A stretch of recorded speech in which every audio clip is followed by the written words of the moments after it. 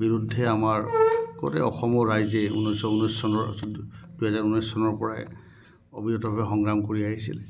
কিন্তু বিভিন্ন সংগঠন ৰাইজৰ সকলো প্ৰতিবাদক নেওচিও কেন্দ্ৰীয় চৰকাৰে আজি গোটেই ভাৰতবৰ্ষত কাখন জাপি দিলে আৰু ইয়াৰ ফলত গোটেই অসমত প্ৰায় কেইবা কোটি হিন্দু বেংগলী ইয়াতে নাগৰিকত্ব লাভ কৰাৰ পথ প্ৰশস্ত হ'ল। আৰু ইয়াৰ দ্বাৰা আটাইতকৈ ডাঙৰ কথাটো হৈছে কি যে আমি কিয় ভয় খাইছোঁ অসমীয়া মানুহে, যে এইকাৰণে আমি ভয় খাইছোঁ যে আমাৰ ভাষা সংস্কৃতি নাইকিয়া হৈ যাব নেকি।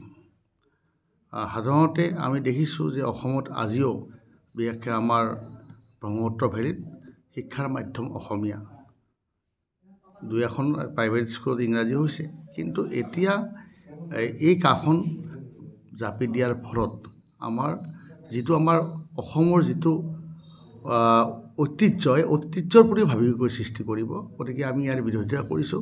ইতিমধ্যে 5জন শ্বহীদ হৈছে। এই ভাবুকি আমাৰ প্ৰতি যি তেওঁলোকে বিজেপি চৰকাৰে আনি দিলে ভৱিষ্যতৰ দিনত এইটো অতিকৈ গৰিহণাৰ যোগ্য। আৰু মই ভাবোঁ অসমৰ ৰাইজে ইয়াৰ তীব্ৰ প্ৰতিবাদ কৰিব আৰু তীব্ৰ প্ৰতিবাদক সঁহাৰি দি কেন্দ্ৰীয় চৰকাৰে কাখন প্ৰত্যাহাৰৰ বাবে পুনৰ লোকসভাত বিল উত্থাপন কৰিব।